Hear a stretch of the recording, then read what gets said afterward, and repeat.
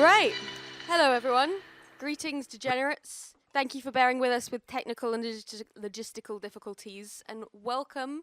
We are going to talk about frontiers of liberation, and we're here today partly because we are celebrating 50 years of the GLF, that's the Gay Liberation Front's action, disrupting the Festival of Light, which is the launch of essentially a right-wing, church-based, cultural, political, social movement intended to defend so-called family values, which involves cracking down on homosexuality, transness, pornography, abortion, contraception, the breakdown of the traditional family, all that good stuff. And they disrupted it by various means, theatrical and practical, doing radical drag and invading the space and turning the lights off by pretending to work there.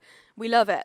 And in those past 50 years, obviously a lot has changed. That was only 4 years after homosexuality was partially decriminalised in the UK, but there are still many frontiers ahead of us, and many of them, the fact that we're struggling with them today might, horrify the people who were struggling with them nearly half a century ago. So, in order to talk who, what, where, why, how about liberation, I'm joined by a fabulous panel. We have Amandeep Singh Dillon, we have, Olimpia Burchiellaro, Chava Carvajal, and Jack Doyle. I'm Eleanor Penny. Yeah, there we go. Thank you.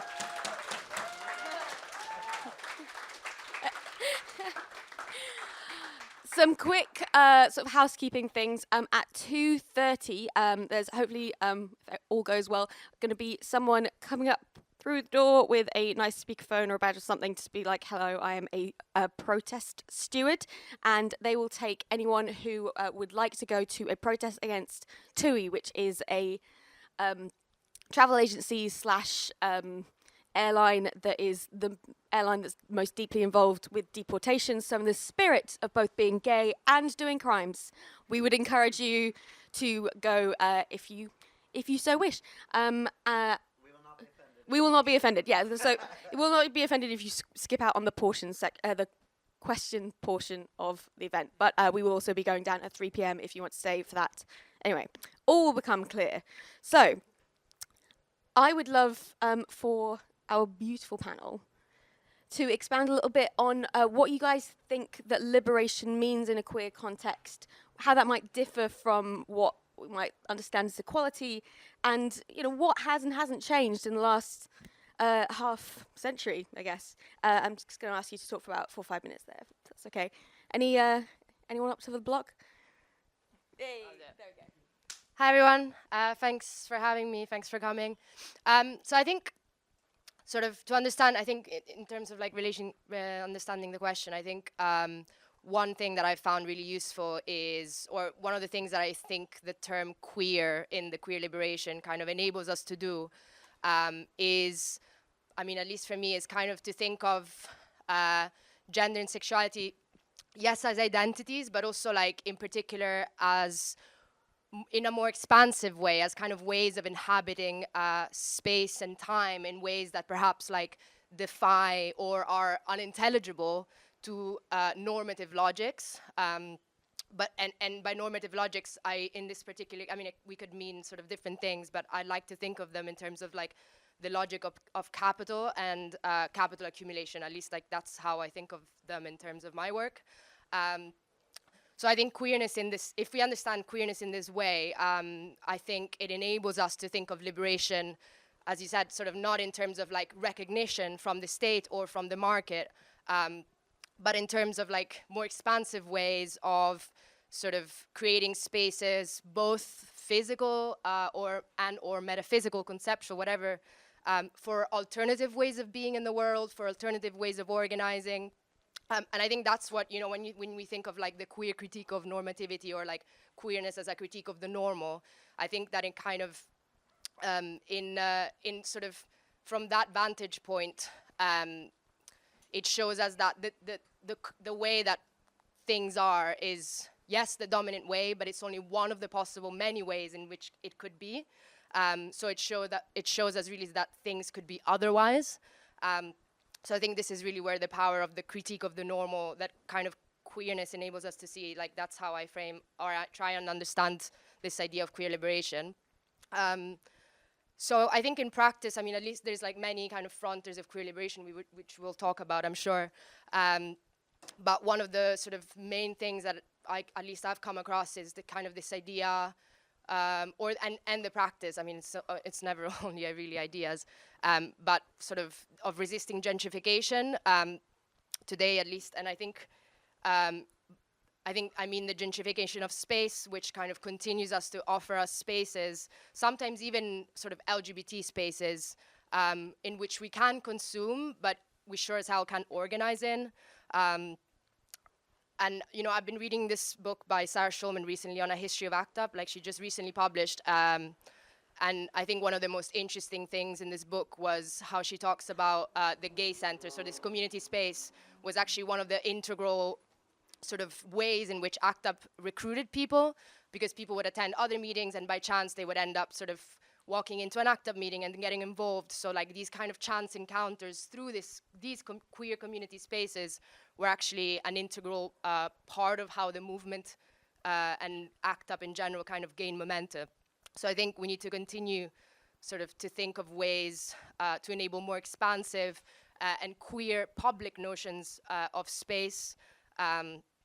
Also resisting the idea that, so maybe this is something we can explore, but like there is resisting the idea that for a space to be sort of valuable, it needs to be profitable, and to think of like the non-commercial occupation of space as actually a really revolutionary act in like today's sort of neoliberal context. But also in terms of gentrification, I've been thinking with this idea of like the gentrification of the mind. I mean, I'm quoting Sarah Schulman again, but is this idea that I think sort of I've seen increasingly happen where some forms of queer activism or some forms of like organizing in general kind of find in the market and in corporations sort of, they see them as dispensers of human rights and protection. And it's based on this fantasy that we can find in this privatized space, be this increasingly privatized state or the market, that we can find in these spaces a kind of sort of liberation that we have not been able to find elsewhere. But this is, in fact, actually a fantasy. Like, that's what it is. It's not, it doesn't lead to sort of lasting and true, like, public liberation. But also, I think on this, it's interesting, this idea of frontier, because sort of in the work that I do, more broadly, the frontier is often imagined, like in political economy, frontiers are imagined often through like very colonial lenses as these kind of uninhabited areas of extraction, where sort of as frontier markets are sort of these areas that are untouched and which therefore are very profitable for the extraction of value. So I think it's important when also we continue to think of the queer frontiers of queer liberation, that these frontiers sort of remain, again, linking back to the idea sort of unintelligible or in defiance to sort of capitalism's ability and desire to sort of incorporate liberation, incorporate forms of difference for the accumulation of value. Yes. Thank you.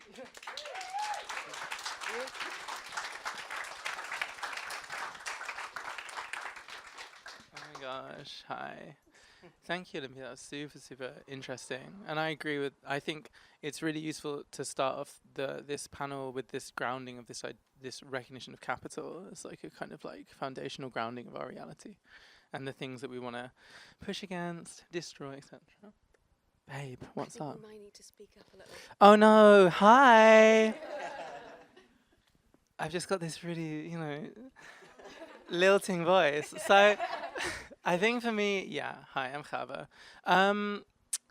I agree with a lot of things that Olimpia said and probably what everyone else in the panel says. I do just want to hone in for me, I think the reason why I'm here, and I think we might share this, is questions for, I'm a trans woman, and for me, a large amount of my life and the kind of labor and work that I've been doing, not without choice, I would say, really, out of necessity, is attempting to organize with other trans people to create systems and networks outside of the NHS and governmental systems for our own autonomous healthcare, trying to create healthcare for trans people.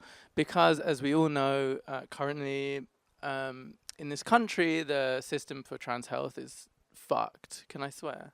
Okay. And you know, it's built functionally to create this destitution for trans people, so that they're basically driven towards, you know, great self-violence. I think that's a purposeful position of this government. I think it's a purposeful position of this society. I think we can understand it through the lens of capital, of course.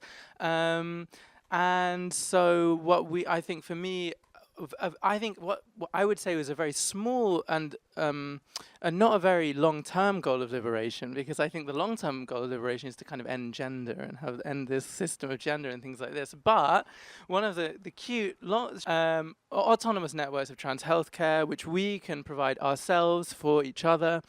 We could get one could say, means of production to whoa to you know, to for instance create our own hormones, to get that knowledge of, you know, how to do bloods, how to read bloods, even I think, I don't want to say more, no, and other things like, you know, training to be an electrolysis and knowing how to do that, or all sorts of trans healthcare. And I think that's there's a two-pronged thing I would talk about in the frontiers of liberation, which is the understanding of transness and trans people as these abject bodies which are sick and which we deserve to be medicated as, in some ways, a charity, which I think is kind of still how this has now moved slightly, that transness is no longer a mental illness, but this is still sort of how we're positioned. How much longer have I got? Because I'm just spieling. Ja. Nu. I can vamp. And, you know, of course, I'm sure you could talk to any other trans person who has had to have an interaction with doctors, with the medical profession, that we are violated daily by these so-called, you know, carers, or our so-called carers. So that's what I'm here to push. I think Jack's probably kind of similar, but you like know more about it because I'm just a little whatever. Yeah, and yeah, that's kind of what I want to talk about. But I want to also caution, like you say, against this idea of acceptance, or as something as what we should move towards, right? This is like also how radical movements are always co-opted historically. I think we see this now more and more when there is this kind of explosion of understanding of transness. I think a huge amount of young people, especially young trans people that I've met who are under 18, coming to a self-awareness of their gender much quicker than I think perhaps has been historically the case, only in the last 50 years, I would say. And I think now, you know, the fear reaction is this attempt to take us in, to make us sort of passive by offering very low-key changes, by offering, you know, very simple things like the Gender Recognition Act, which did fail, but was already a kind of like very neutered attempt to push for change. I'm going to stop talking. I'm going to pass it over to Jack. Sure. Thank you.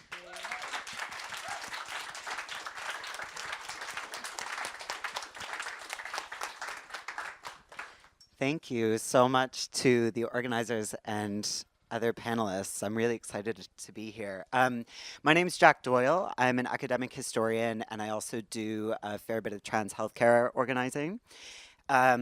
So in honor of it being the 50th anniversary of the GLF's action, I guess I wanted to like get on my historian horse a little bit and I guess just like really emphasize that we can always, that the purpose of history is not necessarily just to look back for lessons, and that, as Hava just touched on, like history is not progress, right? Like even in a Marxist sense, like we think of it as conflict, as struggle.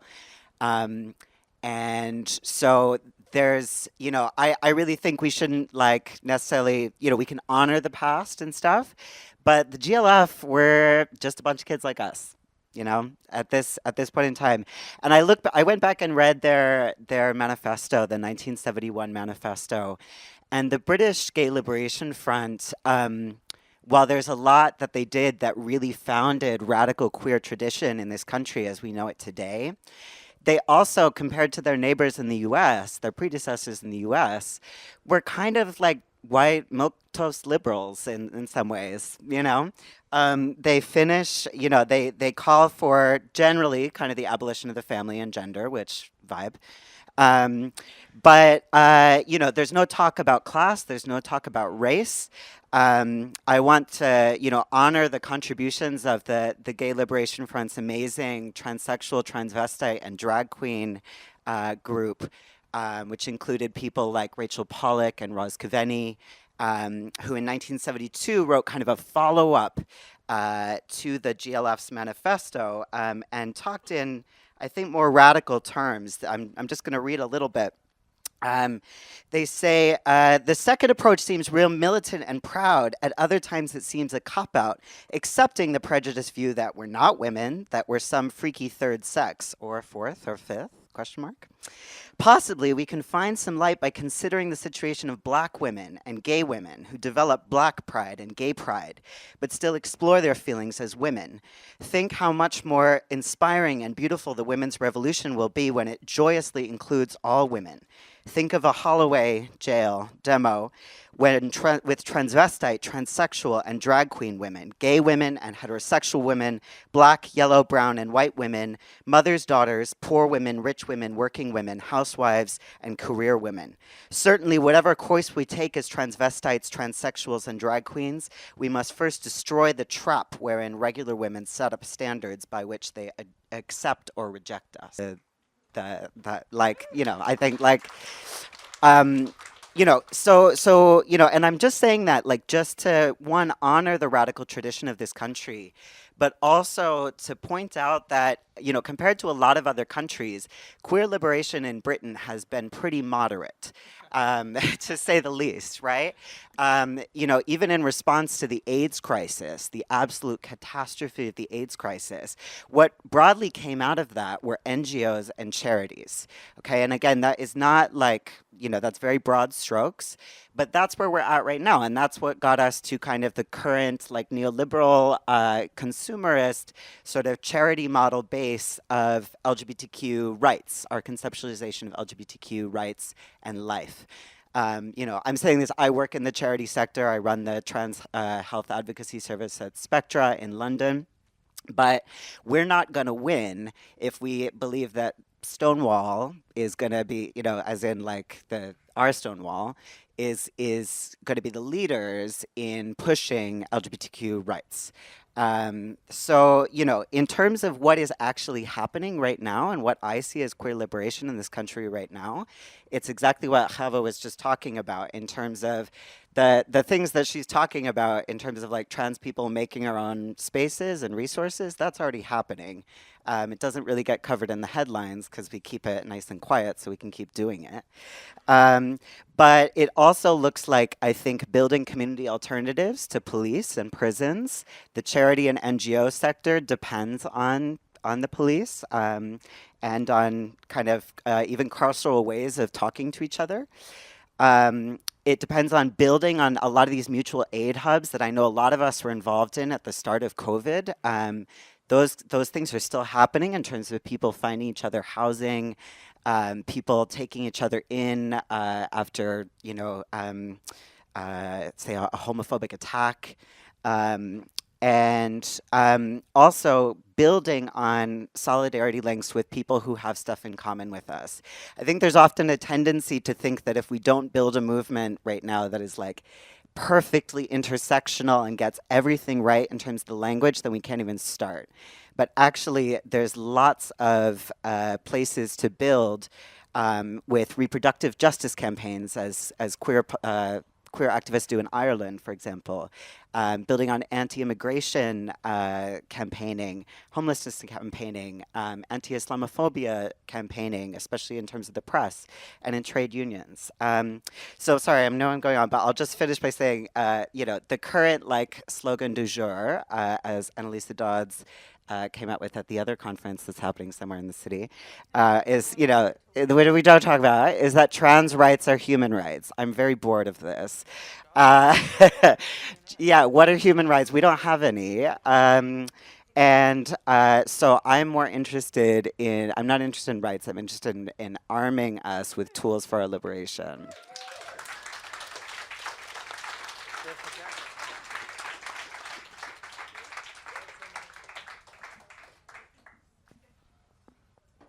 Thank you so much to... Is this really on? Cool. Thank you so much to the other panelists, and thank you for letting me back out of speaking earlier. I'm still quite hungover, but that was massively inspiring. So I think, I have some thoughts now, actually. And I think one thing that I've been thinking of quite a lot, and kind of riffing off, I guess, what you were talking about in terms of how we see history, right? And history not being like a linear process of progress, right? I think when we talk about liberation, there is a tendency, and it's a very tempting tendency, to talk about liberation as something that is temporally and maybe spatially far removed from us, right? There is an idea that liberation is this goal that we are working towards. And at the same time as we will talk about, for example, there have always been homosexuals in history, which is not true, because homosexual is quite a specific construct and process of socialization, and I'll talk about John DeMedio later. But we reproduce that when we talk about a liberation that is happening far off. And you can see this, I think, in kind of leftist discourse that isn't just talking about queer politics, for example. Like, we will talk quite a lot about the liberation that is happening in Rojava, for example, as well we should. Do we talk about the liberation that is happening in the Kurdish women's movement, in the diaspora in the UK, where processes of accountability that avoid the carceral state are already being implemented? Why is it liberation if it is across the world? Why is it liberation if it is in 50 years, in 100 years? Liberation is a process that we build into our lives collectively, right?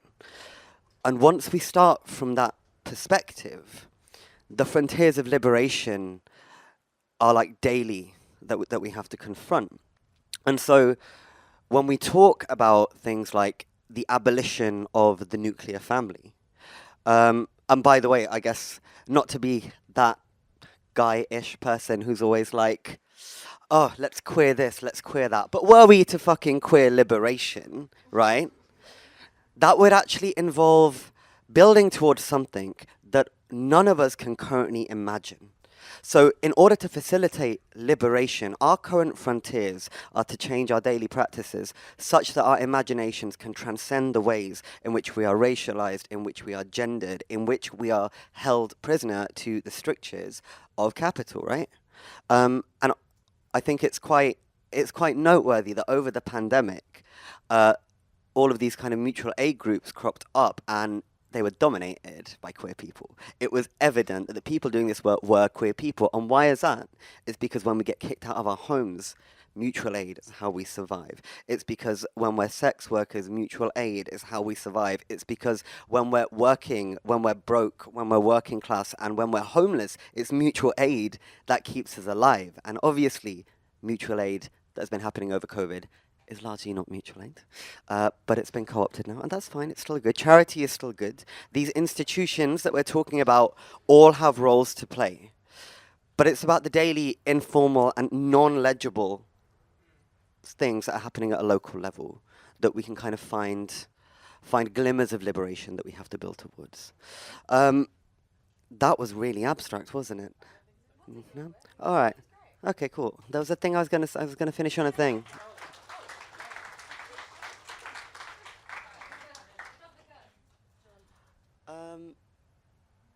I think I'll come to John in a little bit later. But I guess yes. Actually, one thing. Yeah. I think that if we look at how, I think we need to basically stop referring to the struggle for representation, for visibility, and for human rights as liberation.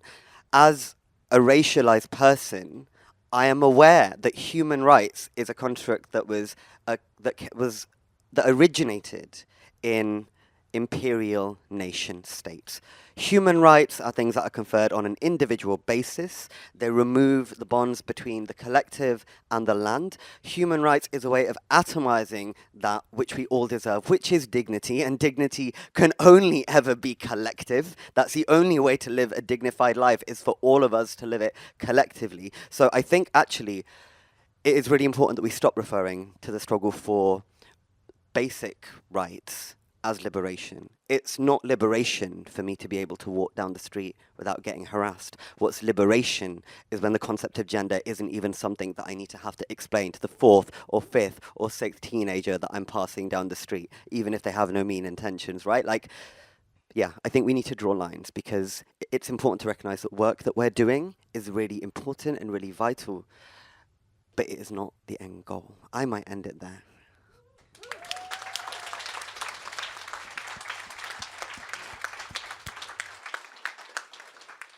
Thank you so much, everyone. That was just fascinating all round, and we have so much to dig into that I'm like, where to begin? But I think a constructive place possibly to dig into some stuff that has been raised, from the trap of visibility to the necessity of building these autonomous institutions of care that can allow us to sort of transcend and undermine simultaneously these kind of institutions of unfreedom, is to think about, step back a bit and think about how queerness configures our relationship to the state, to capital, to the family, and particularly to the kind of colonial centre in many ways, that then kind of takes on the mantle of not necessarily liberation, but certainly tolerance as a means of justifying further colonial incursions, right? And it makes me wonder what queerphobia is doing as an adaptive strategy that is used by the state, by capital, in order to reinforce itself. Because it seems from, if you were to cast an eye over Pride, where you have a police float and like an HSBC stand, that there has been, some inclusion, some tolerance. But yeah, I'm just kind of wondering what you guys make of all that. Olympia? I think it's really, so it's part of the work I do. I'm an academic, it's on this idea of homo capitalism, and increasingly what I've seen is, and this is not my term, but I can link you to things if you want to read about it, but increasingly kind of we have sort of international financial institutions, such as the World Bank, the IMF, but also multinational corporations, increasingly kind of in the global south, making the case that basically, because the West is now so sort of tolerant and liberated or whatever, they make the case that basically queerphobia or homophobia is like bad for business or bad for the economy. Basically, like it imposes avoidable costs. Like discrimination is like an unavoidable sort of burden on the economy, and that's how they kind of justify or kind of reproduce the idea of hierarchy and try and sort of expand this neoliberal project in places like Uganda, for example, which has been on the receiving end of actually like loads of privatization and structural adjustment programs. But and so I think it's interesting sort of how these financial institutions think of homophobia and queerphobia as something that is merely cultural, something that is like, because people have cultural misunderstandings of what it is to be queer, or so it's almost like by saying something is cultural, it's like basically depoliticized, because it's just like a bad opinion or something. But part of the work that I think I'm interested in thinking about this idea of homophobia and how it also gets like weaponized, is actually thinking about how privatization, how material precarity actually reproduces homophobia and reproduces heterosexuality by making often sometimes investments in heterosexuality kind of necessary for survival.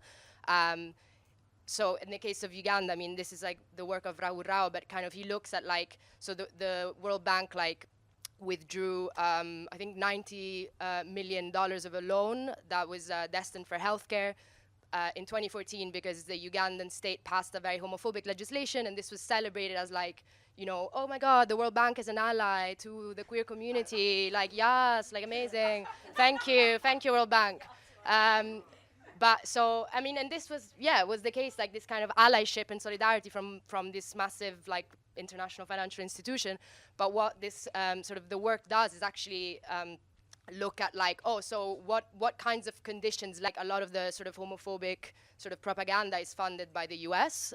Secondly, we can look at, like, how the privatization of, like, education and healthcare, which is like part of the integral to the policies of the World Bank, and that the policies that it imposed on Uganda actually means that the state is unable to provide education and healthcare. So who provides education and healthcare? Religious groups. And what does religious groups do? Like, they continue, like, sort of, they spread homophobic messages. So it's also about, I think, understanding homophobia, queerphobia, whatever, as, like, in more complex terms, and partly in economic terms, and what that can do to, like, the ways in which we understand liberation as well. Does that make sense? I hope so. Yeah.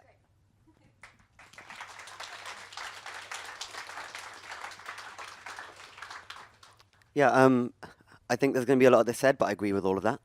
But I think it's also really important to recognize that, like, I think the role that queerphobia plays is also linked to the continuation of the capitalist system, in the sense that I think that queerphobia and the ameliorative measures that the state takes in response to it specifically serve to reinforce social reproduction, right? Which is the free labor often done by feminized people, which is necessary for the economy to work, right? It's child rearing, it's like cooking and cleaning, it's the housework, it's care work, right? And I think that queerphobia specifically serves to pressure us to make ourselves legible to heteronormativity, so that the roles that are played in a heteronormative relationship that are the basis of the economy are ones that we can be assimilated into, and that for our safety we necessarily have to assimilate into. And so, you know, among lots of the well-to-do white cisgender liberal gays, you will hear a lot of conversations about responsibility and about propriety and about the discourses around the good queer subject and the bad one is one. But, you know, ultimately, whether you're talking about, like, promiscuity, or whether you're talking about drug use, or whether you're talking about sex work, or, like, provocative clothing, all of that sort of comes back to... Oh, actually forgot my sentence halfway through. I'm pretty sure what I was going to say is that all of that... bollocks. Yeah, all of that basically serves to kind of police us back into those roles, and that's the foundation of the economy. I'm going to stop there, actually. Fuck.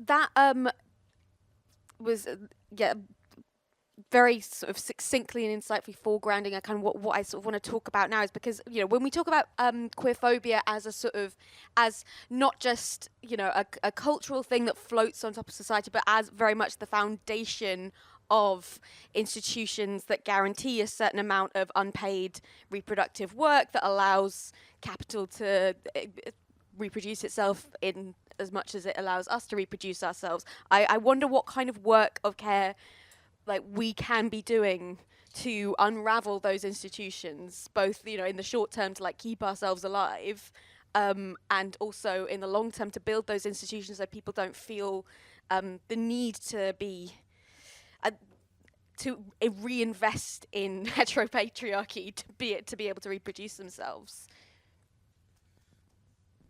Yeah, I think a large amount of that work is through refusing the breaking of solidarity, which is, like, largely a point of the homonormative of folding in, like, other groups into, you know, social reproduction.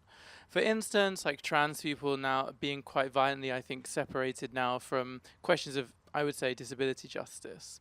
For instance, this assumption that, like, the trans person is a white, you know, not disabled, like, it's very absurd. And then questions, of course, racial justice and these things.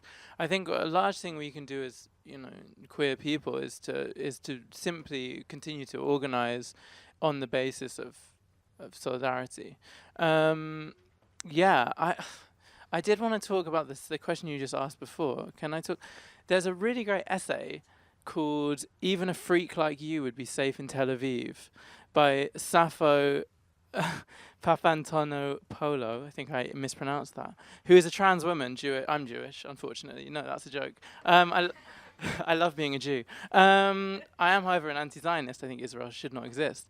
And there's what you were talking about before is also really clearly used in Israeli Hasbara propaganda, which is this idea that, in Israel is kind of the only democracy in the Middle East which cares about queers. And if you gave any sort of credence to, the justice of Palestinian liberation, you would create this sort of incredibly backwards, anti-gay, anti-queer right-wing movement, which is inherent in the, the explicitly racialized people of Palestine, unlike the nice white Jews of Israel. And yeah, this essay is about that, and basically it's a Zionist said this to this trans woman academic in Tel Aviv. Said, well, even a freak like you would be safe in Tel Aviv, which I think is a perfect example of this homo nationalism as a way of folding into the queer subjectivity, back into the nation state, into defending the nation state, into and as a tool against, let's say, liberation movements of the global south and other things of that nature.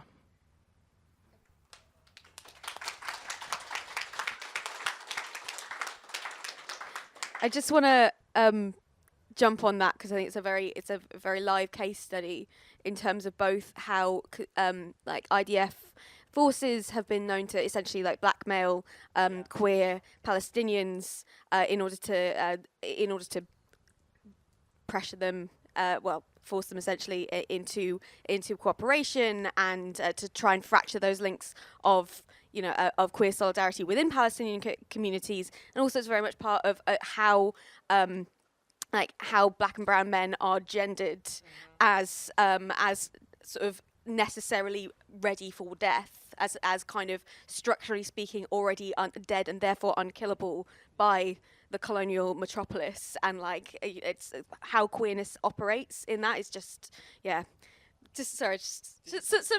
fun Jewish chat up here. Did you see the short film that came out last year about that? Anyway, text me. Yeah.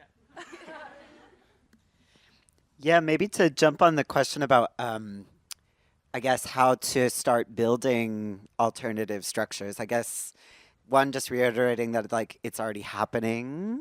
And I think, again, I think people think, that they have to go and join some kind of national lobbying campaign or something, whereas actually that's practically speaking not how it works. And indeed, a lot of the national level, say LGBTQ charities in this country,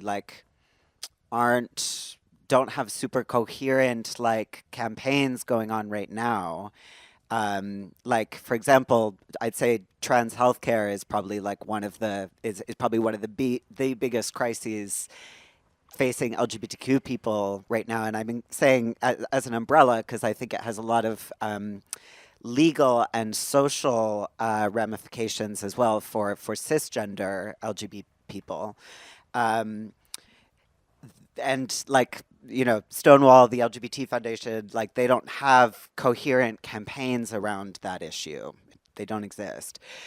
So I would say if you're a giving money type of person and that's where things stop, give money to directly to people who need it. I think starting to detach ourselves from the idea you have to give to a legitimate organization. Same for giving money to homeless people on the street.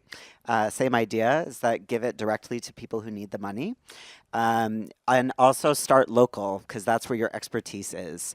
And if you have an expertise, say if you know stuff about legal stuff or even something small, if you're good at writing emails, that's a lot of my job is writing emails to doctors, convincing people to doctors, explaining why it's actually fine and okay and right to prescribe people hormones.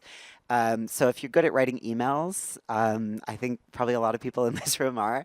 That's often a good place to start. And it's about, and ask people what they need as well. Like if you're like, oh, I don't see like a volunteer opportunity and stuff, maybe approach a local like queer mutual aid group or organization and say, what do you need? What would be helpful? Do you have a place like for somebody to crash for a couple nights? Could you like help put a food bank together?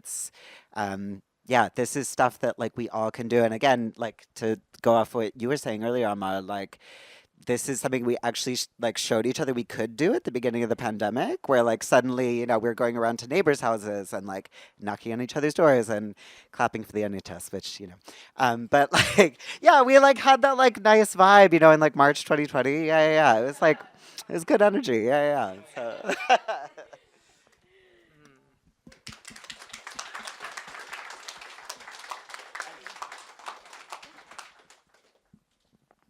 Getting a taste for it now.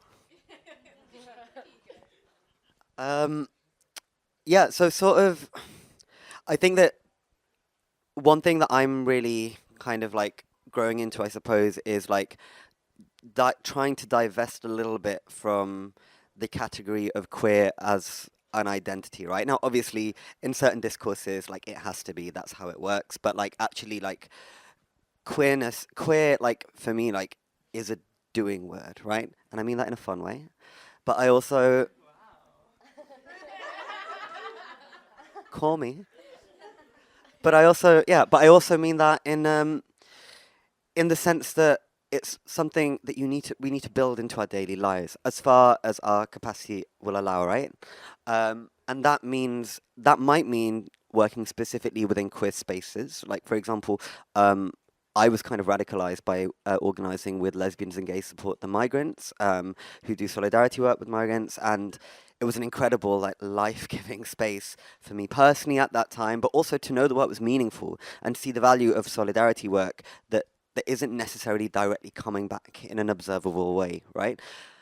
But also recognizing that it is not just that we do that work in queer spaces, right? We do that work in wider society and in our local communities, and that has to involve building coalitions in uncomfortable situations. Now, it is not always safe for us to do this. It is not always a good use of our time for us to do this. But there is something to be said with organizing locally in communities, because as, I hope, abolitionist queers, we have to also start to unpick the idea that, like, if we're saying we do not believe in the carceral state, then what does accountability actually look like? What does education actually look like? Yeah, and I suppose, finally, to take it back to the abstract and to finally bring in my good friend John D'Amelio. So John D'Amelio is a writer, an academic, and was an activist, I think, with ACT UP back in the day, in the 70s, when I was definitely alive. And so John D'Amelio wrote this really influential essay where he kind of unpicks the category of the homosexual, right? And his argument, basically, is that the category of the homosexual comes out of capitalism, and like imperial capitalism, quite directly. And so it starts off with what's sometimes called like the first colonization, which is the Enclosures Acts in England, right, which took away public land and which increased kind of privatization that veered from a feudal system towards what we now recognize as like a capitalist economy. As part of that, and as part of imperial expansion that saw extractivism abroad, leading to lots of raw materials flooding in, and the Industrial Revolution, you had a mass urbanization, right? Loads of people who previously would have been tilling the land or like working in their local communities became atomized as like wage laborers, went to the cities for work, and boom, you get a proletariat. Nice. But as part of that, when your identity is then tied to your labor in a very individualistic way, that is a space in which you start to find space to kind of define yourself as who you are, right? Individually. And so it's from that perspective that we see queer people defined by what they do. Lots of people defined by what they do. And at the same time, as empire expands and tries to document and render everything legible, this is where you get the massive increase in pathologization. So these two things are happening concurrently, and it means that the kind of the gay liberation struggles often have to orientate themselves around saying like, this is not a mental illness, this is healthy. And actually, what we need to do, if we're actually being serious, is aim for like the abolition of sexuality as an identity, because in those moments when we say this isn't a mental illness, and I've said it so many times, have I stopped to think, what the fuck is a mental illness? Who defines it? What are those institutions, and how do they play into the carceral state? A lot of the time we don't, right? And yeah, it's really fucking difficult, but ultimately, on an abstract level, I'd say that in order to address this, as well as working locally and incorporating these ideas into our daily lives, we also have to aim for the abolition of that by which we currently define ourselves.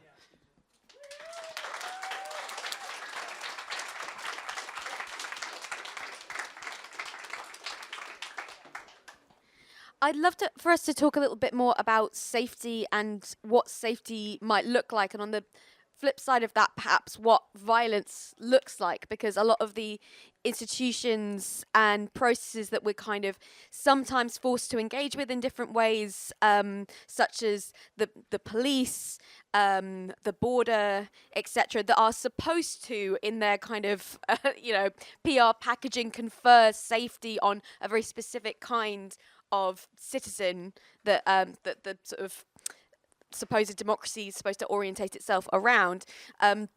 These are often sites of queer violence and constructed specifically to be sites of queer violence and punishment, right? So what does safety look like if we are, for instance, kind of not calling the police if someone gets... I really don't know. I really don't know. Anyone? Yeah.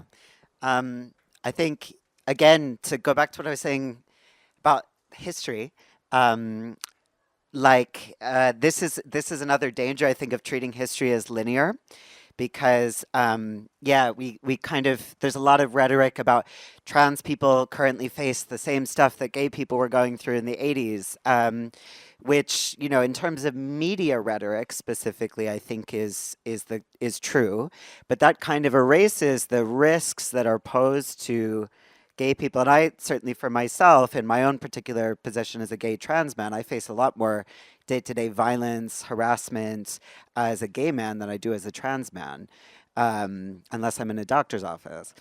And that is really not true of everyone. But in terms of, we know that there's a rise in homophobic and transphobic hate crime right now. That does get reported to the police, although obviously those stats are, questionable because of our historic and present relationship to the cops. But I think, in terms of, we have a lot of catch up to do compared to, say, somewhere like the States, where there has been dedicated Black organizing and resistance to alternatives to calling the police that have also drifted into and been part of queer spaces. We don't have a lot of good organized queer alternatives to calling the police in this country. So a lot of us have to kind of do what we can. But a lot of that, again, starts local. It's about kind of creating local accountability processes and creating kind of local groups. So one tactic that I know of is people often, if there's going to be a big night out or something, people pay to chip in for people who experience racism and trans misogyny to get cabs home from a venue, for example. That's one way of keeping ourselves safe, kind of preempting what's going on. I think that's the demo. Solidarity, guys. Yeah. But yeah, those are all kind of some places where we can start thinking about it. And again, I think it's really important to think of, when we're thinking of violence, to treat it very much as to go on what you were saying, is something where we need to be building coalition with other marginalized groups. Because, especially in this country, again, white LGBTQ people are not the leaders on this. There have been some slight technical hitches, but that's the protest. You are welcome to stay, and we will go at 3, or you are welcome to fuera now, depending on what you'd like to do. Great. And meanwhile, ciao. Thank you. Woo, go be gay, do crime. Okay. Oh, we can go straight to questions. And then we'll come to questions. Yeah. No, you say what Okay. you're going to say. I think I'll just let everyone know how walk out, and I would really, if you feel up to it, definitely go. Okay.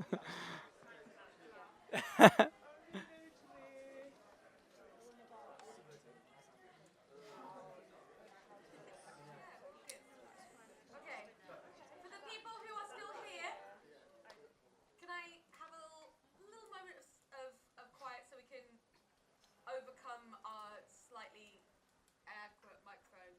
Sorry. Thank you so much, Baruch Hashem. I would say also at the basis of this idea that there is like, what do we do to create kind of safe or responses to violence and things like this? I think there is like, in this country specifically, because I'm also American, I was born in the US, I have a lot of like friends and stuff in the States, like there is an intense kind of layer of whiteness here. And what I mean by whiteness is I mean this idea that totally individualized, also very middle class, like totally individualized, responses to life is the norm. And what like people who have to live in this like neoliberal individualism is to like work out how to innovate, how not to do that. Whereas in actuality, like many groups, I'm also Latin American, like there's groups that I know in London who already have functioning systems of accountability amongst like our communities that, just isn't really a bit that many like white middle class people just aren't aware of, and that includes queers, many white middle class queers. So I think I would really say that there shouldn't be this concept of like, I think creating an innovation to innovate this ability, but actually to listen and like you say, spread solidarity outwards to more like learn, I would say. Yeah.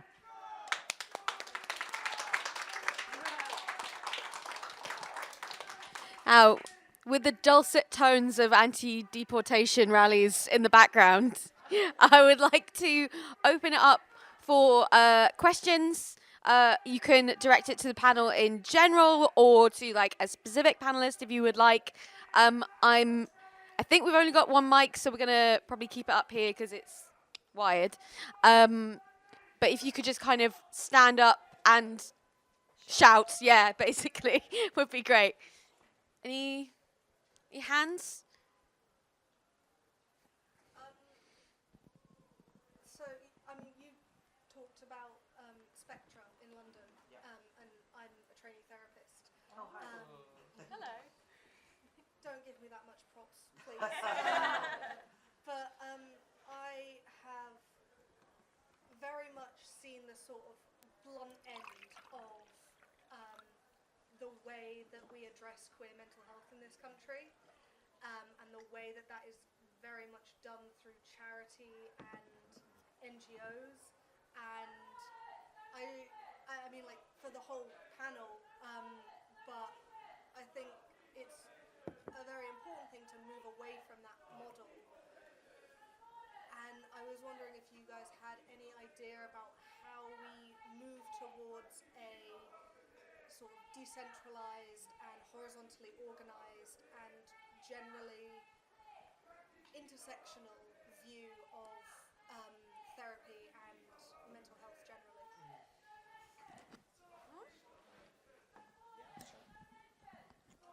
Yeah, that's a really good question. The question, if you didn't hear, was about how to kind of create an approach to like queer community mental health that is actually that actually serves our needs and isn't just a sort of, yeah, you hope for a gay-friendly therapist kind of on the NHS after you wait for 4 years for your 12 sessions.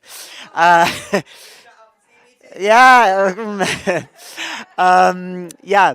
So I definitely don't have the solutions. I'm not. But I think there is a lot to be said to echo kind of what you were talking about, Amar, about the yeah. I guess one sort of questioning. I always say to clients I'm working with they're trying to get a mental health diagnosis. I ask them how that will serve them. And I ask them what they need. And often what they need is not to be told you have BPD.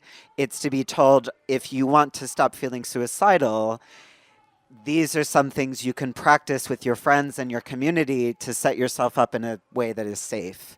And I think you're absolutely right that needs to be something that is not just treated as like a little optional add-on that is like offered by charities.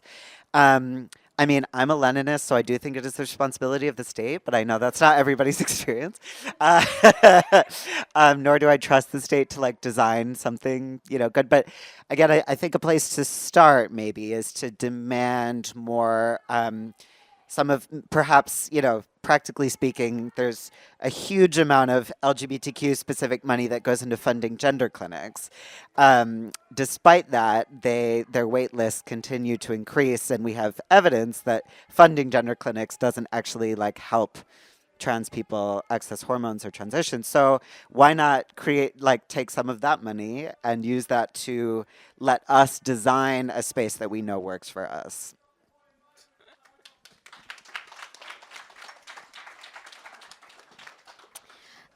Just to jump on this, I would love for us when we talk about mental health to be talking about the things that we know are, aggravating or exposing or causal factors that are almost universally aggravated by queerness, because if we think about queerness as a modality in which classes experience, particularly like queers of color, particularly trans people, that kind of thing, like things like precarious housing.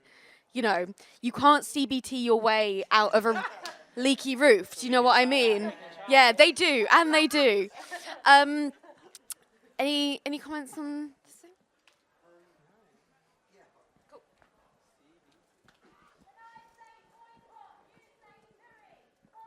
Tui.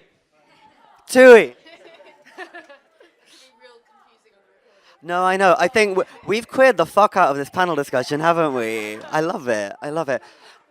I think like one thing that like in terms of maybe not aggravating but facilitating, I think it's really important, actually, speaking of borders, to recognize that like a central premise of how the economy, particularly in like the global north, works, is that we have a vast like reserve pool of labor that is facilitated by something called carceral cosmopolitanism. So a lot of people were confused when Weatherspoon's man, what's his name again? Tim. The guy, white, kind of old, bit racist, in a pub. Not many of them. Lots of people were confused when he had spent for so long agitating for Brexit, and then was like, oh, but we should let more immigrants in so they can work. And everyone was like, haha, but isn't that exactly what you were protesting against? No, it fucking wasn't. He wanted to remove like the rights to naturalization and citizenship, because actually like it's really, really important that we have access to migrant labor in this country. So carceral cosmopolitanism is where you facilitate increasingly contingent migration for the purposes of an exploitable, precarious labor source that will be targeted and threatened with deportation, with insecure migration status, and with general like surveillance by the state if they cause trouble at work. And there was a case at, one minute, I don't want to get accused of a libel, so it was some kind of burger thing. Byron. It was fucking Byron in London who called a bunch of their migrants with insecure statuses into work one day, and they were met with a Home Office van and they were taken straight to a detention centre. They said it was for a training and they called them in, right? So, and how queerness relates to that specifically, right, is that in order for asylum seekers and some migrants to be able to achieve like citizenship or naturalization or residency here, right, they have to prove their queerness. And there are cases, for example, of judges asking for sex tapes to prove that bisexual women in countries in which homosexuality is criminalized are actually queer, right? And all of this ultimately serves to like reinforce the contingency of citizenship as a category, which on the one hand makes all of us more exploitable as workers, and on the other hand means that we can offer little meaningful resistance to the state. Yeah, that wasn't quite what you asked, but yeah.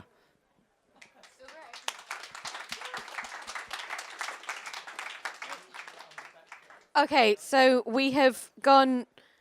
We've barreled way past the time. Oh, hang on a second. What am I talking about? No, we haven't. Yes, we have. We have ages of questions. Abolish the fourth dimension. He's always late. This is a call out. This is an intervention. Any? Wow, we've done it. We've done it. We did it. We did it, Joe. Okay. Questions? Oh, sorry. Yellow shirt. Yeah, sorry. The stand up was metaphorical.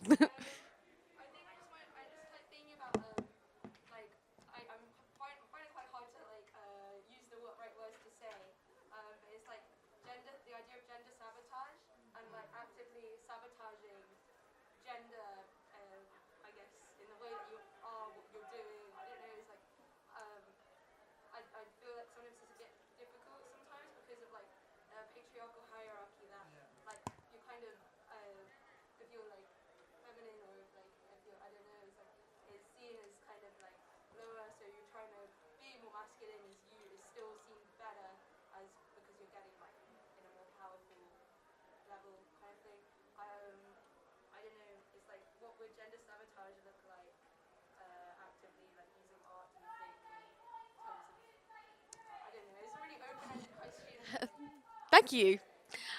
Okay, just for people who might not have heard, that was kind of questioning what the idea of gender sabotage might look like within the context of a hierarchy that often places the masculine above the feminine, and how can we use art to do that? You're an artist. Oh my gosh. You were born for this. I think there's a lot of historical examples of that being done quite interestingly and well. Like a good example, there's even what was it? Was it the Virgin Mary? That was 50 years ago, right? It was the GLF. Stuart was dressed as like the Virgin Mary. That was the Festival of Light. That was 50 years ago. There's really good examples. I really can't remember like any of the people, but I will tell you. I'll like work it out and come back and tell you. In the 70s, in San Francisco and in New York, there were a lot of like queer sabotaging. The Faggots and Their Friends, I think, is a classic example of like attempting to sabotage gender in art. And what they were connected to, which was like a mostly Jewish commune in upstate New York. I think it's becoming harder and harder to do. I think it's because the state or whatever has done quite a good bit of catch up to make legible gender and variant genders. I think this is the great push behind like the non-binary push, which is not like, as we would say in non-binary in the actual sense of like gender fucked, gender queer, maybe older, more variant terms of gender variance. But the state is now making it very clear that the they, you can get a they them, maybe we may be able to get a they them on a passport. That's non-binary. That's all the other gender in one. And now we can't. Now we're sort of like robbed of that ability to gender fuck. I think that's very purposeful. We need to push against that. So then it comes back to actually pushing against the state. And if all art has to be radical, art has to be very clear in its politics, in its ethics, and in its desire to change the world. And I think we can still do that. I think things are still quite radical. I think like fucking on the street is still radical. I think there are like various things that the state has yet to suck up into itself, and that's what we need to work out. I think we're very scattered right now, especially in the art community, which I think has really been totally like I think its radicalism has been sucked out. I really can't think of any sort of radical art in England that's been happening in the last 10 years, except when me and Max were doing work. But Yeah, so I think what we need to do now, I mean, I'm an ex-artist, but I think what we need to do now as artists is really get together and work out what is actually still, I think, because we work with aesthetics, what is still aesthetically radical, I think. I don't think that's a contradiction. I mean, aesthetics in the Rancière term of connection between people. So I think that's what we got to do.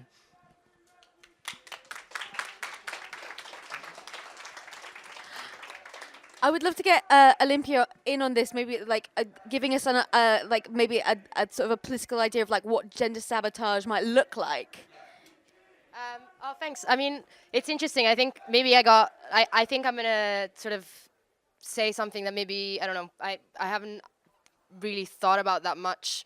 But I think the idea that what came to mind when you said sort of gender sabotage is also like, and it's something that I also think we can extend to normativities, that is also like gender sabotage and anti-normativity can also be like very dangerous things. Like they can, like, I think our critiques of things should be against like systems that create this idea of what is normal, what is okay, and what is sabotage, what is not. But I think I've moved away from this idea of like, I don't blame individuals for not wanting to sabotage gender or for just wanting to fit in, because this shit is seductive. Like, it works precisely by offering us versions of a life that are a lot, like this fantasy that is like a lot easier, like in a lot, like quote unquote, I don't know if these will be recorded, but a lot, it's seductive precisely because it kind of offers us normativity in exchange for like safety and protection, kind of going back to that idea. So I think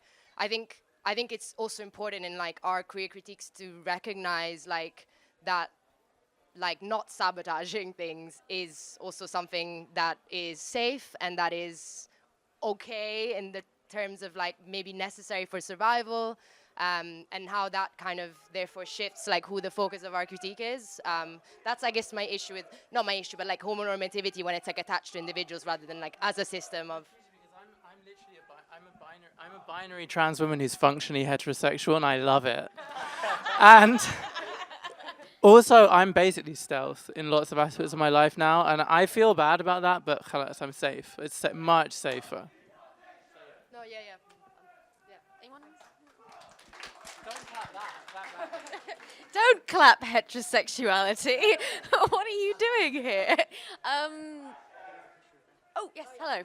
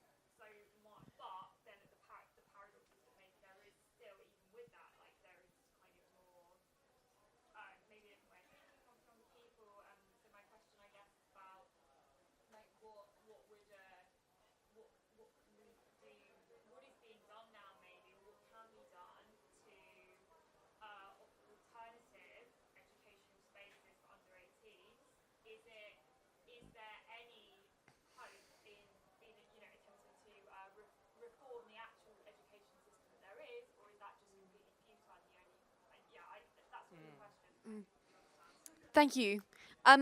Just to rephrase for people who might not have caught that, it was a question about the possibilities and values of education. Is it possible to reform the education system as it stands, or do we have to create new spaces in order to provide the kinds of radical education necessary for queer children, essentially? And I just want to quickly frame that in the context of, I don't know everyone's specific ages, obviously, but I would guess that a majority of people in this room would have, if you were educated in the UK, started your education at least under the auspices of Section 28, which outlawed even discussion or promotion of the homosexual agenda. Fun. Who wants to come in on that? Thanks for this question. I'm a teacher, so yeah, this is something I think about a lot. And I think maybe this goes back to one of the ideas that the GLF, in their manifesto was originally challenging, which is the idea of the family and the idea that kids are currently this real battleground, which is, I think, a product of Section 28. There's this idea of like child safety that was certainly weaponized in the 80s and 90s, specifically around gay men, and is now very much being weaponized around trans women, specifically the idea that you can't talk about gender or sex with under 18s. I had this very strange experience a couple months ago where a teacher friend asked me to come speak at their school's Zoom LGBTQ club, which the concept of there being an LGBTQ club at the school, I was like, whoa. And their teacher was trans, so I was like, whoa. But the child protection stuff was in such a way that, and I understand why it has to be this way, but I couldn't see the kids at all, and they couldn't speak to me directly. It was only through Zoom chat that was moderated by their teachers.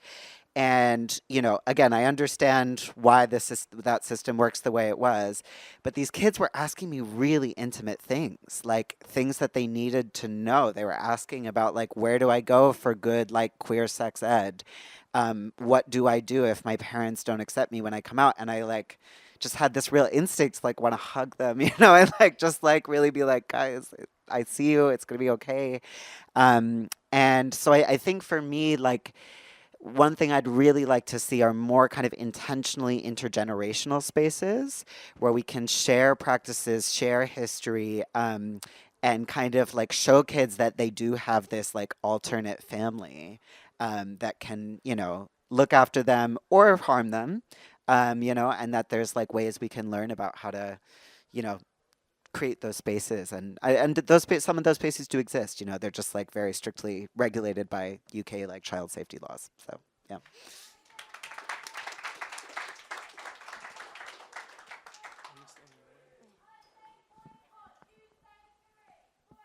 Tui. I think that a lot of what you were saying resonates with me definitely, right? Because as someone who comes from a diaspora community of faith, so I'm Sikh and my family is Sikh. I grew up in and out of the Gurdwara, and it's a really important part of my community and my social life, right? But within that space, because of the ways in which, among other reasons, diaspora communities necessarily define themselves negatively against the whiteness that seeks to erase them, with the co-option of the gay rights agenda by the state and by kind of the white country, the imposition of that, and I say imposition because recognition of queerness and of acceptance has taken diverse forms throughout history, right? I'm not a purist. I'm not one of those people who's oh, before the British came in Punjab, they were all fucking each other and it was great. They were not. It was bad.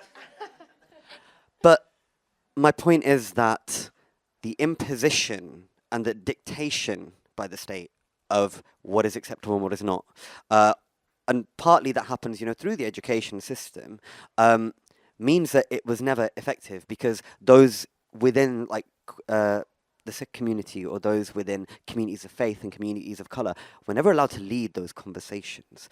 And I don't know how people expect to teach communities that they have no interaction with and no understanding of, and what credibility and authority they think they have. So as someone who therefore grew up without any of those intentional communities, without the idea, I genuinely thought when I was a kid that I was the only queer Sikh that had ever existed, and that it was something really shit I'd done in a past life. And so it's the intentional communities that, when it came to the city, typical story, came to London and boom. That's where I got my education from. And I think there's work to be done within the education system, of course, in terms of what is socially acceptable to do. I think that is still something that we kind of, that's a productive space in which we have to fight, right? In the same way that like legislation is a space in which we have to fight, and like non-reformist reforms are important. Curriculum is something that, yeah, queer visibility like actually does matter as well.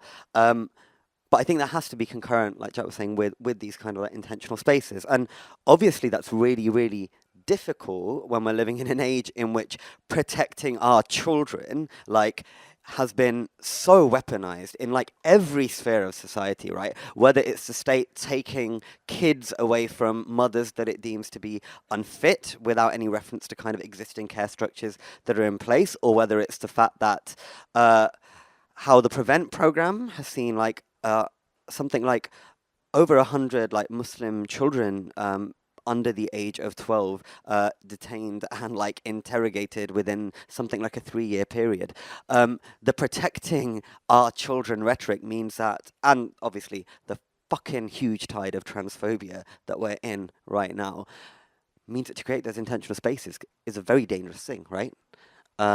Because how we're perceived, the challenges that queerness necessarily poses to social norms is perceived by a lot of the heterosexuals as meaning that it transcends moral norms in the sense which it does, but also in ways that are harmful, right?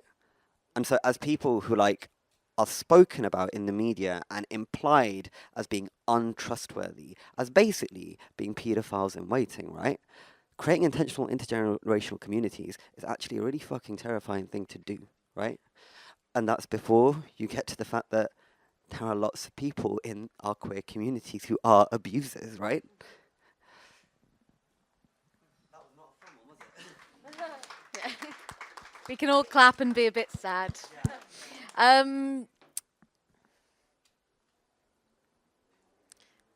Any more questions? Oh, yes, hello. So I work for the NHS and I work in a central London hospital, and I've got the challenge of running a training programme for patient-facing staff on how to be inclusive to the LGBTQ plus community. And 80% of our staff are from the BAME community, and a number of them will come from countries where being LGBT is illegal.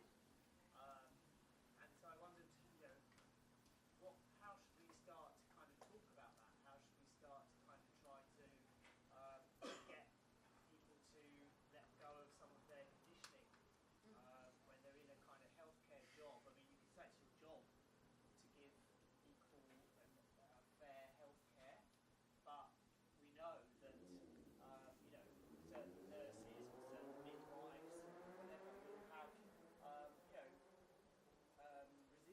to same-sex couples and same-sex sort of and trans and all that sort of the whole community thing. So I'm kind of thinking about a video of like, imagine if it was you growing up like this and seeing the world this way. But I wondered, how else can I tackle that? How else can I talk to people who come from countries where they've been brought up and it's just completely not right? Did everyone hear that question, by the way? My answer is you've been set up to fail.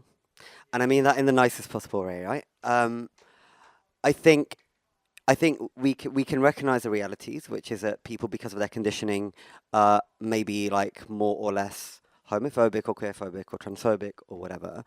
But I would also say that I'd be careful of necessarily seeing that strictly along like racial lines. Like there isn't a BAME community. It just doesn't exist.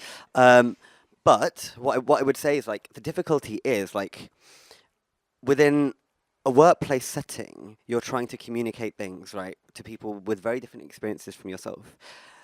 They do not trust you. And I say this with love, right? Like, who the fuck trusts their employers? And so that work, of course, it has to be done because there has to be an effort within the workplace culture to do that. And because there are government policies and there are like internal policies that need to be fulfilled, right? But if we're talking pragmatically, that education, if it does not come from the communities that the workers are from, if it is not embedded along with those workers, it's important and has to be done, but it won't work, which is a kind of paradox, right? In terms of what how you could try to kind of like put this forwards. I think imagine it was you, like, could work possibly, but it's also difficult because I think there is such a sense of alienation from one another, particularly if you're talking about racialized people. There is such a sense of alienation towards white people, right? In a non-tokenistic way, if you were to be doing something like that, like, I would make sure that it didn't consist chiefly of white people. I mean, like, I can't speak for the rest of this panel, but like, at least for myself, growing up, like, white people were like a different world. Like, it just completely different. And so I went to like a very white school. I grew up in a relatively white area, but like, you know, the word for Punjabi people in Punjabi is apne, which means ours. And then there's gore, which is a lot of you actually. So the trust isn't there. And it's the wrong way around. And I'm sorry, you've got a shit job. It has to be done. It won't work, but you have to try. I don't really have anything more productive to say.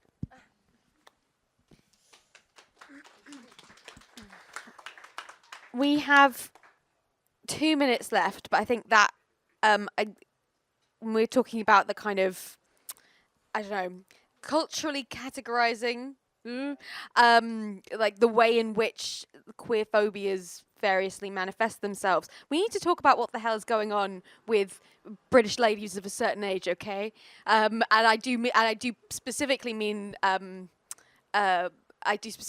white middle class women who are who seem to be at least behind a huge resurgence in I guess sort of the legitimation of transphobia along lines of like concern and women's rights and all that good stuff that bigotry sometimes uses to hide itself under. So, and I think this panel would feel a bit remiss if we weren't to tackle that straight on the head. I mean, we've got like 3 minutes. Do you wanna give it a go? I mean, I feel like they have a problem with me, very specifically my type. I actually don't think it's necessary to talk about them. I haven't actually met any of these people in real life. I think they have a huge amount of power politically because of their class position and their position specifically in institutes of cultural power, including the universities and journalism. I don't think there's very many transphobes out there in that sense. I have never met anyone. I've never met a woman, of a middle-class woman.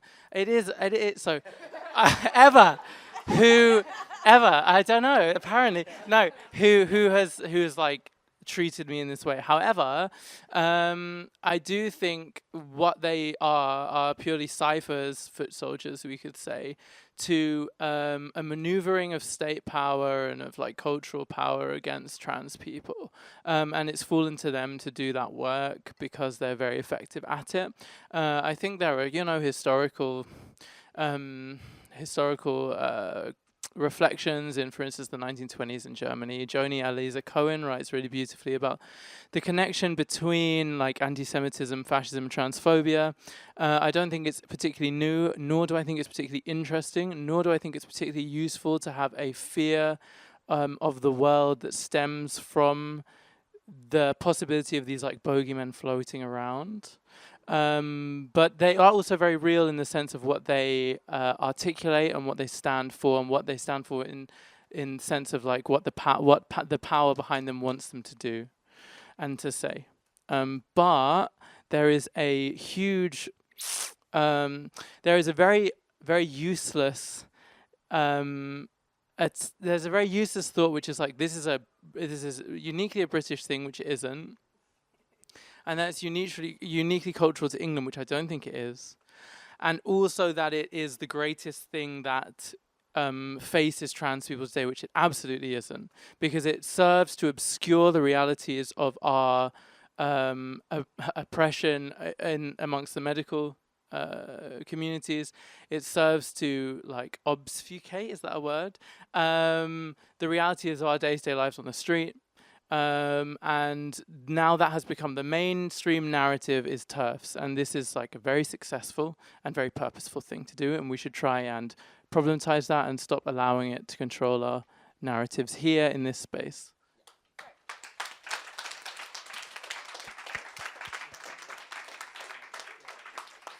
Now, we are right on the dot at 3 o'clock. I would just like to invite you all to thank our wonderful panel again and for giving us their time.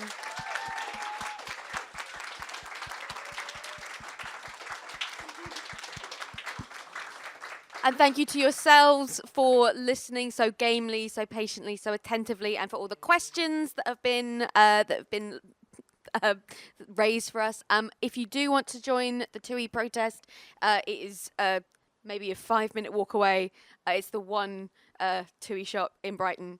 You go that way and then you turn left down the main street. Can't miss it, and we'll be going. Thank you so much. Have a great day.